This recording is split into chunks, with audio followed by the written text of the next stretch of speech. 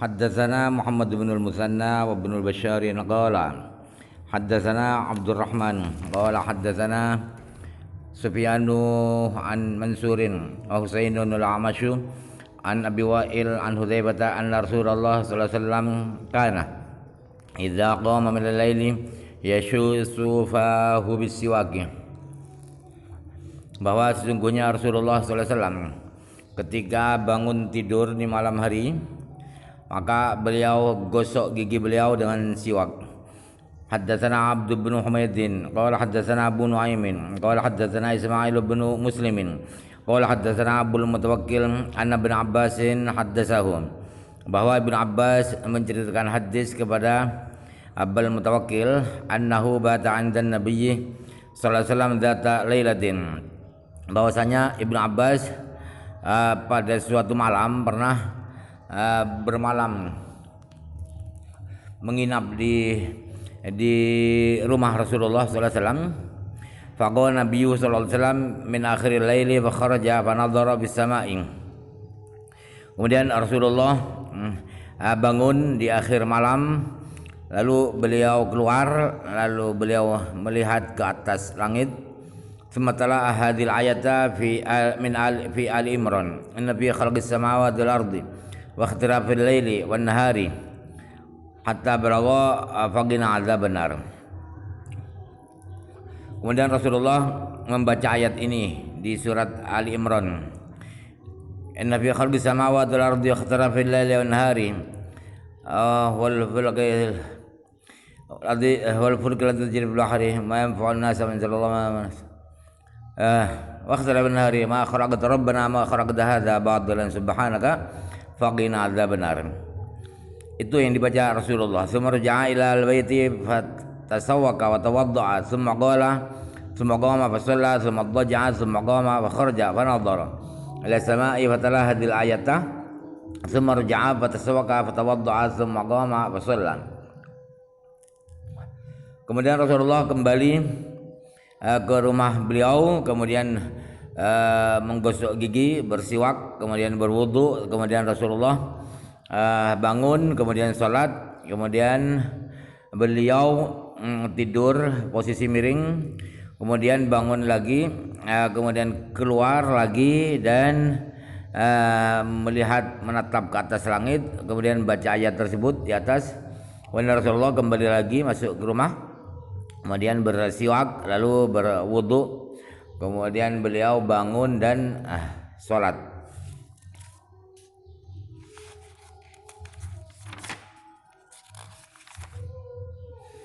Babu siwaki. Bab ini menerangkan siwak. Qala ahlul lughati as-siwaku bi kasri sini wa huwa yutlaqu ala fi'li wa 'ala al-ud alladhi yutasawwaku bihi wa huwa mudzakkarun. Ulama pakar ahli bahasa Arab berkata bahwa kata-kata siwak itu sinnya dibaca kasrah, bisa baca kasrah. Kata-kata siwak itu bisa diartikan sebagai pekerjaan, perbuatan bersiwak, perbuatan menggosok gigi. Bisa juga kata-kata siwak itu bermakna kayu arok, kayu yang dibuat gosok gigi. Jadi ada dua maknanya. Kata-kata siwak itu adalah kata-kata mudzakkar. Wa qala al-Laitsu wa tu'annizul Arab aidan. Qala al-Azhari wa hadza min 'udadil Laitsi ay min aghalidhihi al-qabihah. Kata Imam Laits, orang-orang Arab kadang-kadang juga memuannaskan kata-kata siwak. Artinya ketika ada dhamir ke siwak berarti pakai dhamir muannas. Imam Azhari berkata, kata-kata ini dari Laits bahwa orang Arab kadang memuannaskan, memfeminimkan kata-kata siwak, itu adalah termasuk salah satu kesalahan ucapan Laits yang parah, yang jelek, yang buruk. Wa dzakara sahibul muhkami annahu yu'annasu wa yudzakkaru. Pengarang kitab Muhkam menyebutkan bahwa kata-kata siwak itu bisa Bisa dibuat muannas, bisa dibuat mudzakkar. Muannasnya berarti muannas majazi. Wasiwaku fi'luka bisiwaking. Maknanya siwak adalah pekerjaanmu, perbuatanmu dengan bersiwak, dengan sikat gigiku. Wa yaqulu saka famahu yasukuhu saukan. Dalam bahasa dikatakan dia telah menggosok mulutnya. Yasukuhu fil mudhari, saukan masdar. Fa in qulta istaka lam yudhkaril famu. Tapi apabila Anda mengatakan istaka siwak fulan, istaka fulanun, maka famnya tidak usah disebut. Kalau sakai suku mulut disebut. Wajam usiwaki suwukun bidhammataini ka kitabin wa kutubin. Bentuk jamak dari kata-kata siwak adalah suwukun, dhammah dua sin dan waw.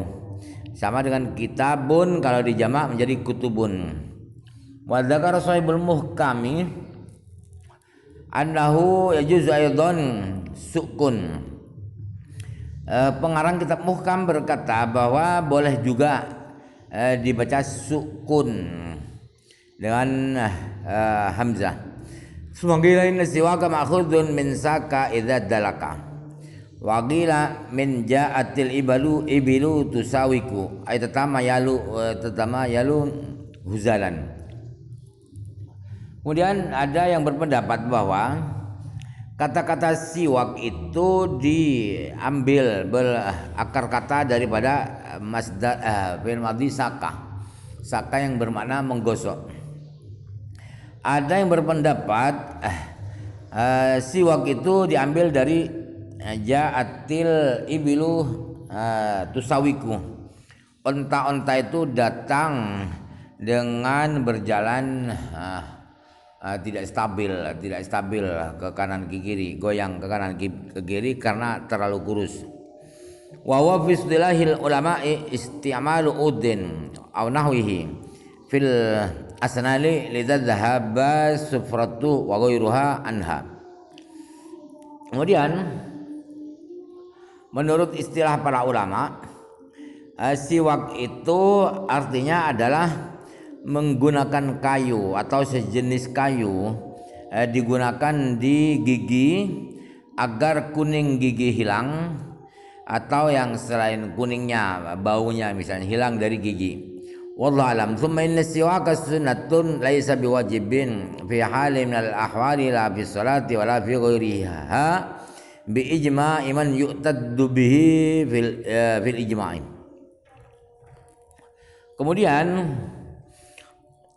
Kemudian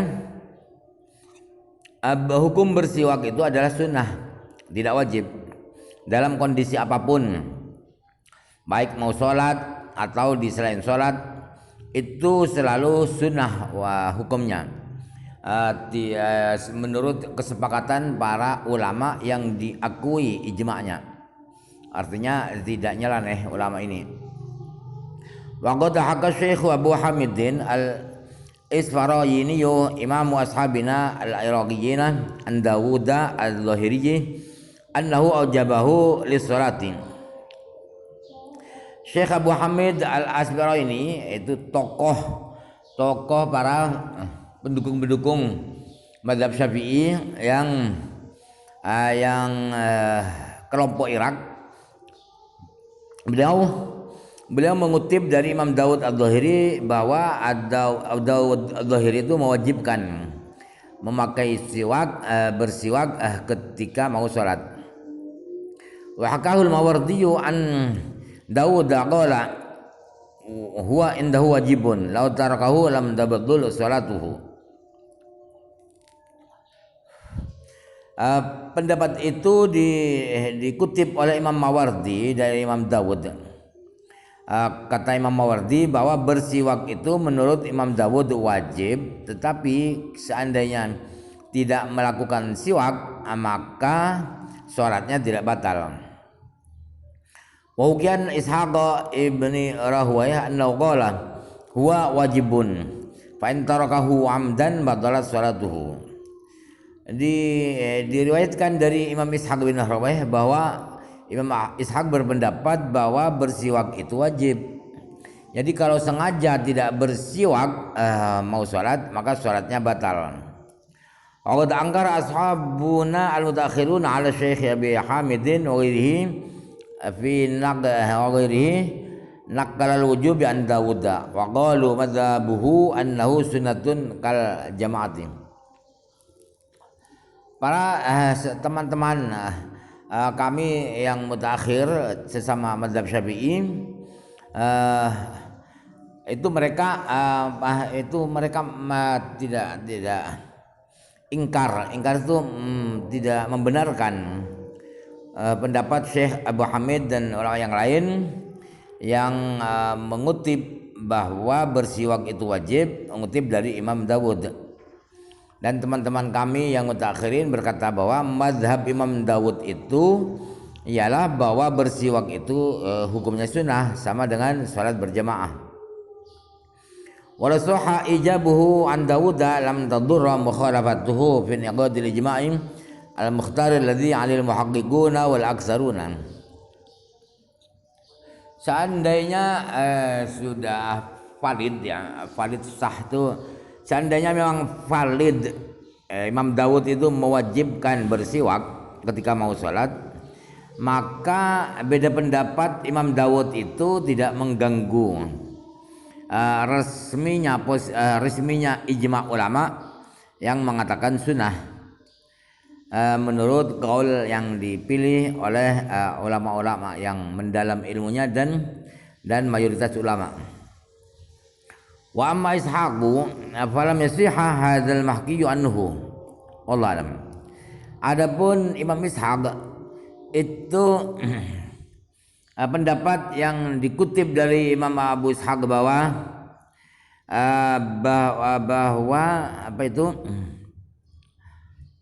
sengaja tidak bersiwak itu membatalkan sholat, itu tidak benar. Tidak benar kalau Imam Abu Ishaq berpendapat itu. Sumaina siwaka mustahabun fi jamil awqati lakin fi khamsati awqatin asyaddu istihbaban. Kemudian bersiwak itu hukumnya disunahkan di semua waktu, di kapanpun selalu disunahkan. Akan tetapi di waktu-waktu tertentu, di 5 waktu itu lebih sunnah, lebih sangat sunnah. Ahaduha inda sholati sawan kana mutadhahiran bima'in aw biturabin aw ghaira mutadhahirin kamal lam yajid ma'an wala turaban. Artinya pertama yang sangat dianjurkan bersiwak yaitu ketika mau sholat. Baik orang mau sholat itu bersucinya itu pakai air atau pakai debu, atau tidak bersuci sama sekali, seperti orang yang tidak menemukan, tidak punya air dan tidak punya debu. Asani indal wudu'i, asalisu inda qiraatil qur'ani, ar-rabi'u indal istiqadhi minan naumi, al-khamisu inda taghayyuril fami wa ghairihi inda taghayyuril fam ya. Yang kedua sangat dianjurkan bersiwak ialah ketika mau wudu. Yang ketiga sangat dianjurkan bersiwak ketika mau baca Quran. Yang keempat ketika bangun tidur. Yang kelima adalah ketika mulutnya berubah. Wa taghayyuruhu yakunu bi asya'a minha tarkul akli wa syarbi. Kemudian berubah mulut itu banyak faktor, banyak alasan, banyak penyebabnya. Di antara adalah karena tidak makan, tidak minum. Minha aklu ma lahu raihatun karihatun. Di antara yang membuat mulut itu berubah ialah karena makan makanan yang berbau tidak sedap. Minha dulu sukuti. Di antaranya yang membuat bau berubah itu karena lama diam tidak ngomong. Minha tarkul kalami, akan serutul kalami ya. Di antaranya juga terlalu banyak omong. Terlalu banyak omong itu membuat mulut berbau. Itu dianjurkan bersiwak.